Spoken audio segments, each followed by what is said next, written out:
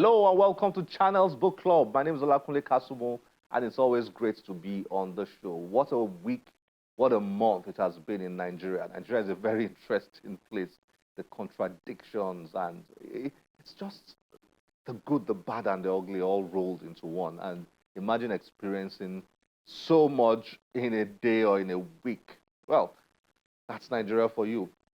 Well, the literary icons in Nigeria have had quite a week in the news. Remember J.P. Clark, the legendary playwright and poet?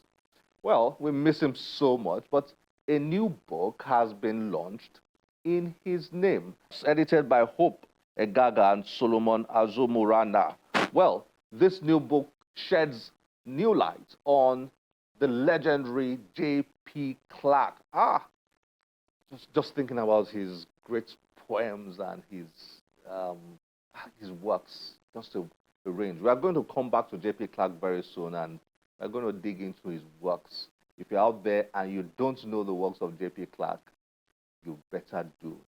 Well, his friend, his colleague, and of course a legend himself, Professor Wole Soyinka, has also been in the news.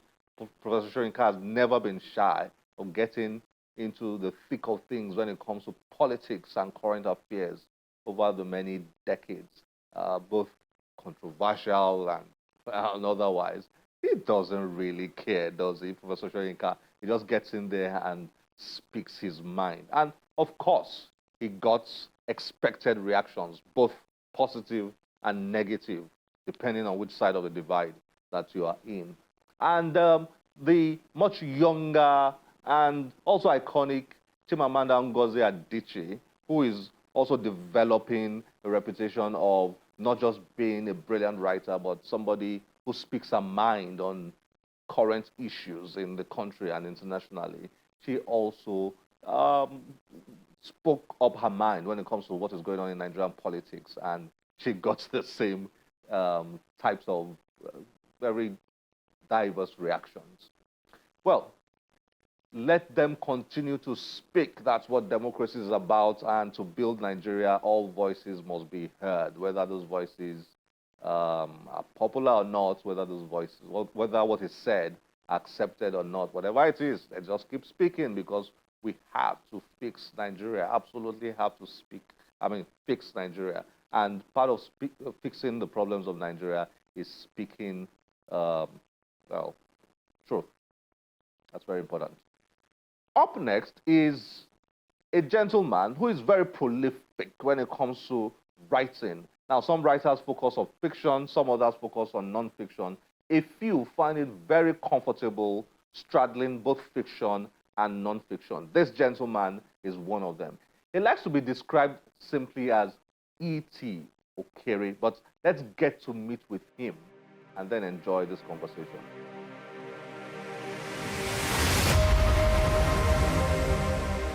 Ethelbert Okere is a journalist, public servant, and an author.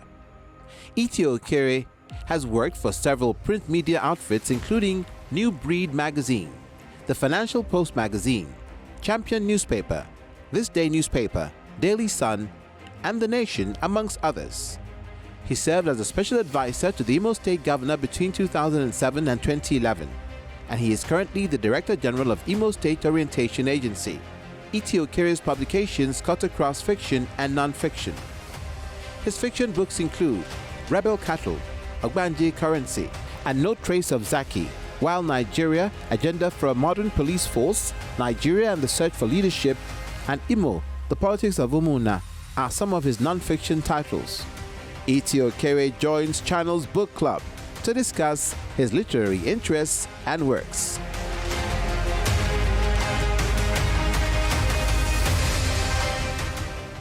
E.T. Okere, welcome to Channels Book Club. It's great to have you here. I'm good. I'm glad to have you too. Thank you for having me. I like the way you sign off on your book. I mean, that's your pen name, isn't it? E.T. Okere. Yes, sir. Why? How did you conclude? I mean, how did you decide on that? I know that's something very important to writers. I've spoken to a few new prospective writers, and they ask me, Should I use my full name or should I just use my, a pen name and all that? That's an interesting aspect of writing, isn't it? Well, you may be right. Well, I'm trying to rebrand and make it easier for people to make reference to me. Ethelbert, my first name, is a long, rather long. So I wanted to, now that we are rebranding, wanted something that people will easily refer to Okere instead of going the whole of Ethelbert Okere. But Ethelbert also remains a brand name. I find that interesting, very interesting. Does that run across all your books? And when I say all your books, you've written quite a lot of books, haven't you?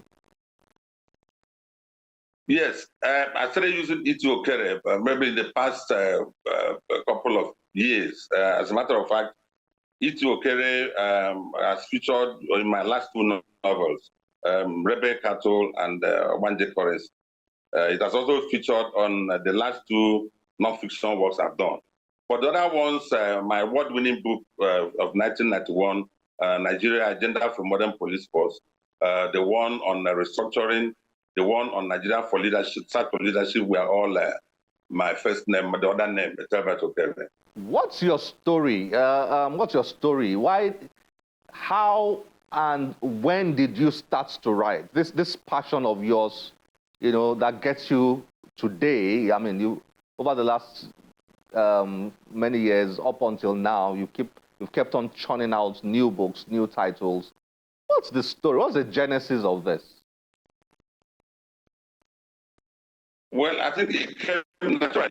Basically, I've been writing when I was even doing something else. I started contributing to literature in school, and then when I left, I went into journalism, and then, of course, took interest in writing generally.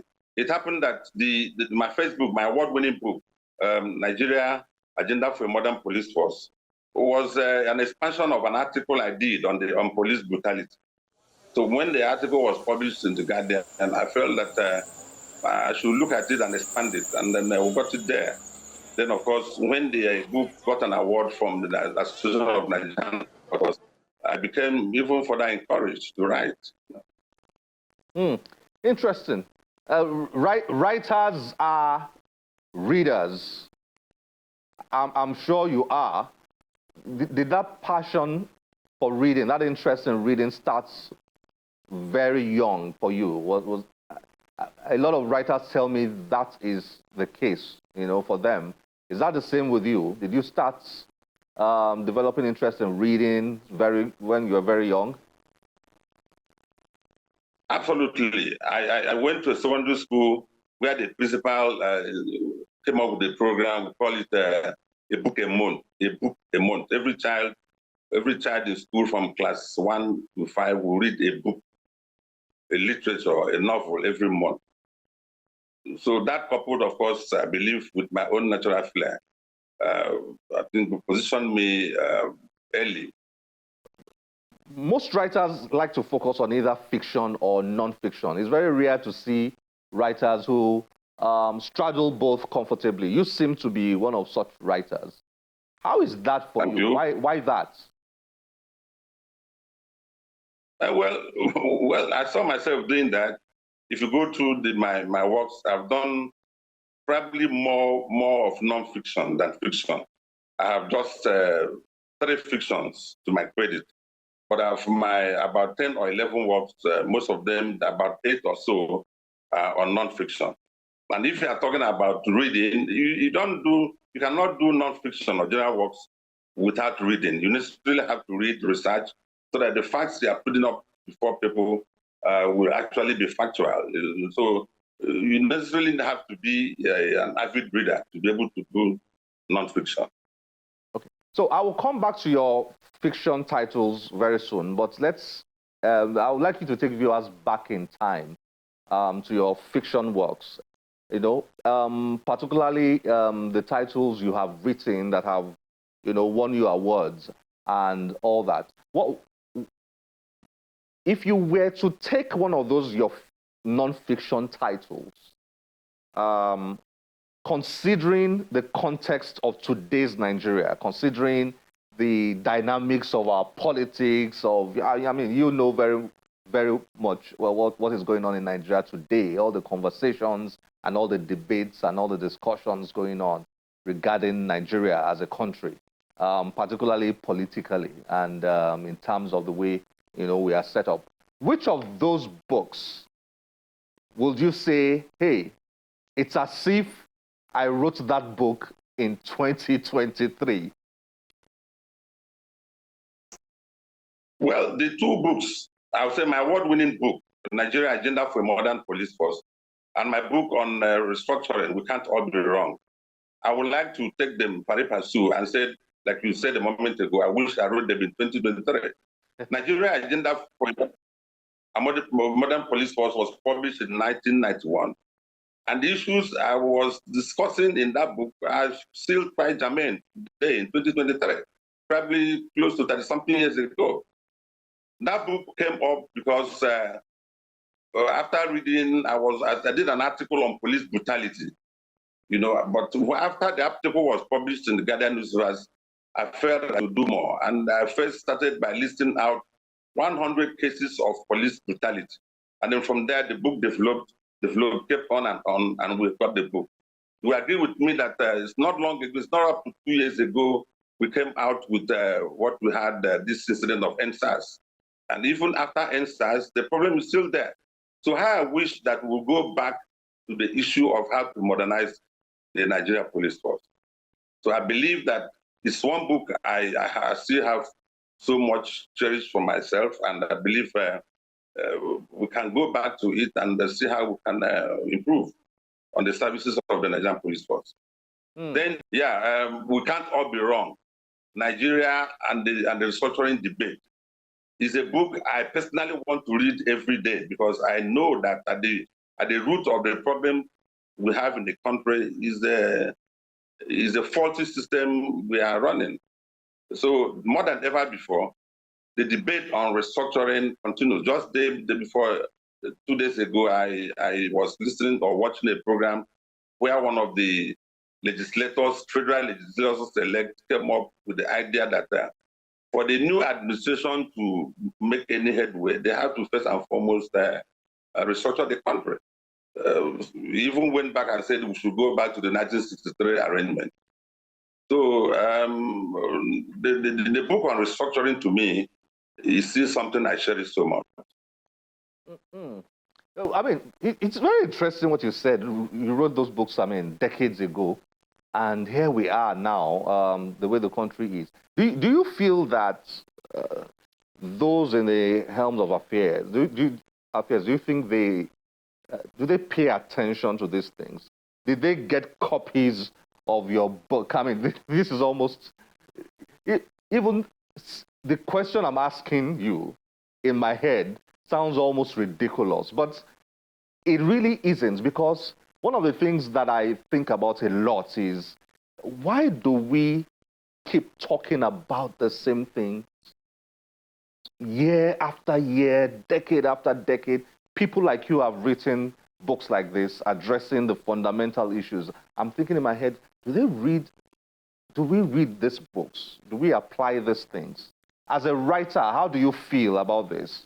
Something you wrote many decades ago, right now is still a major issue, and we're just going in circle. Well, yes and no. People read, but probably the political milieu does not allow them to take the necessary actions to effectuate the recommendations in the book or what they're supposed to do. People read. I'm aware that some people will say, if you want to hide any information from people, write it and put it inside the book. But Nigerians read. I believe Nigerians read.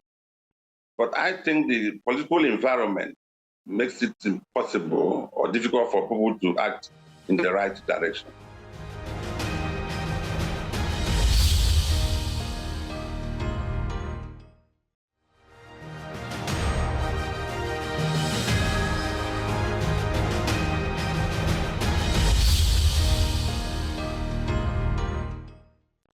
Fiction, Rebel Cattle. I have to confess that I laughed my head off when I was reading your book.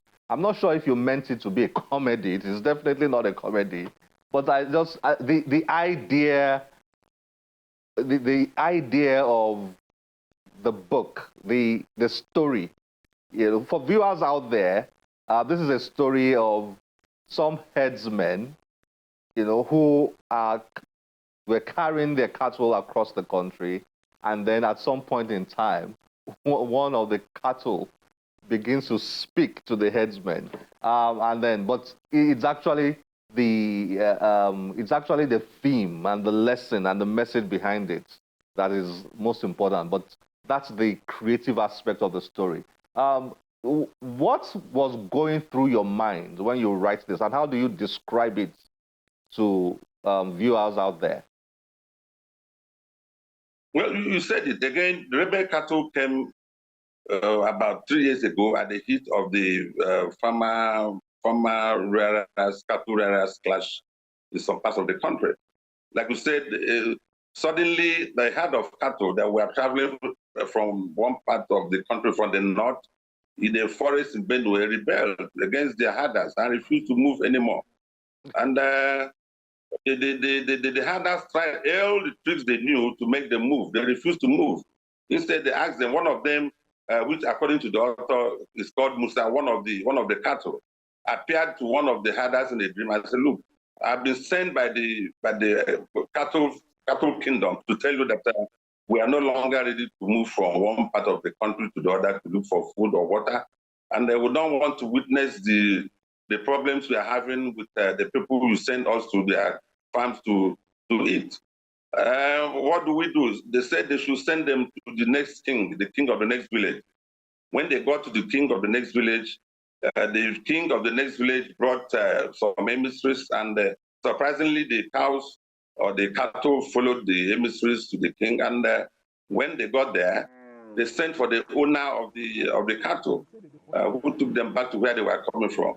In the course of the dream, the animal told the cattle rearer that they should be kept in a place like their brothers and sisters in the white man's country, that they no longer want to go from one place to another. So that was a rebellion.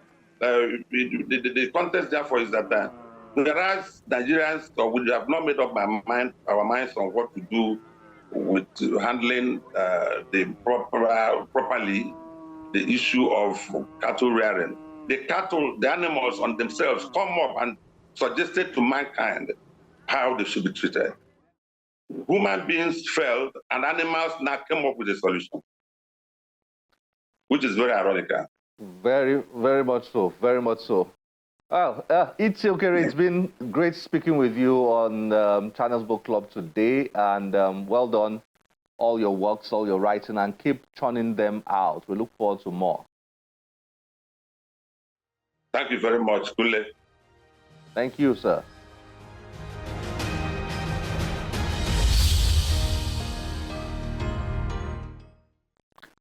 Up next is a new book in town. It's an autobiography of a woman who has, you could say, lived it all. She experienced colonialism, she experienced independence, she experienced the Biafra War, she experienced Nigeria post the Biafra War. Up until now, she's still kicking. What a story she has. A story of resilience, perseverance, and doggedness. A story of faith. Well, watch this short report, and you get to meet with her and this new book that you absolutely have to read.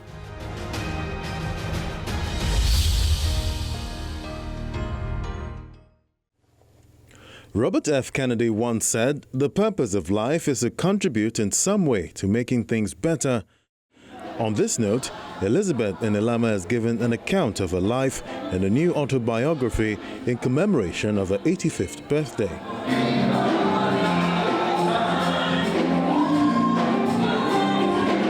In the autobiography titled The Amazing Grace of God, Elizabeth Enelamah, the founder of Fee Foundation, retired civil servant, philanthropist, former Civil War aid worker, and missionary, detailed her experience during colonialism days, Nigeria's independence, the emergence of Christianity in eastern Nigeria, the Civil War, and the post-war years.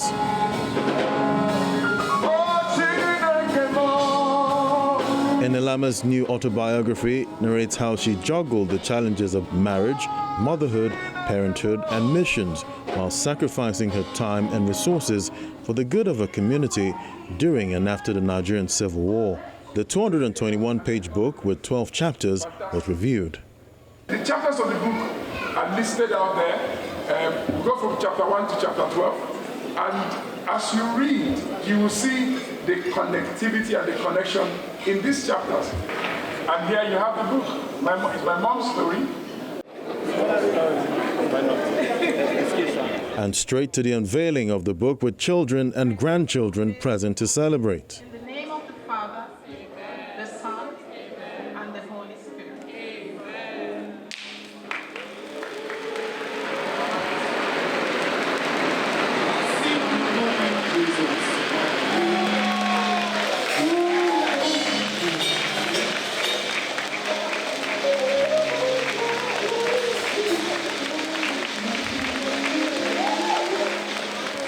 The octogenarian author thrilled guests as she displayed her dancing steps while worshiping God, who preserved her life to celebrate an additional year of existence and the launch of a book that documents her story for generations to come.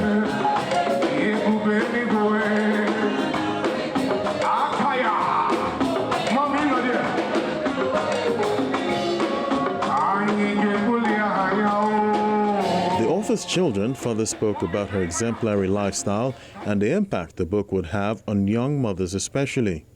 My mom is very particular about her children. She believes her children are the best in the world, and she does everything to emphasize that. Although it could be a plus and a minus, but I think from where she's coming from, it was a great virtue that sustained her children up till now. I believe the book is a profound book that should impact women out there, because she's raised 10 children, and she's taught you the principles of raising children. And if you follow those principles, you can never go wrong. The book is called, The Amazing Grace of God. It's a celebration of God's amazing grace in her life. And, we thank God for her life, and we thank God for his great faithfulness to her, to us as a family, and really it's an incredible story of God's faithfulness and amazing grace. Elizabeth Enelamah, while attributing her achievement to the help she received from God, spoke on the purpose of writing the book. It's what God has done in my life. He wanted to be put down so that generation that seem not to know that God is real, through reading that book, they will know he still exists and he is real. And he's a rewarder of those that seek after him. Those who want to know him, he will make himself known. He wants this generation to know that he is still God. He can do all things. If you trust him, he will take you to heights you will never dream in your life.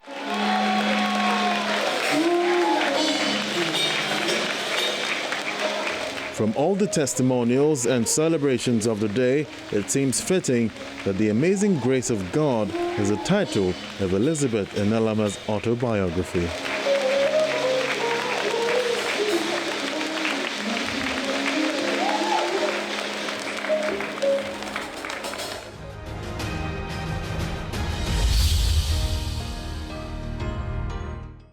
This is where we have to end the show today. As always, we'll be delighted to get your feedback through any of our social media platforms displayed on your screen. My name is Olakunle Kasumo. Remember, one great book can change your life. Bye-bye.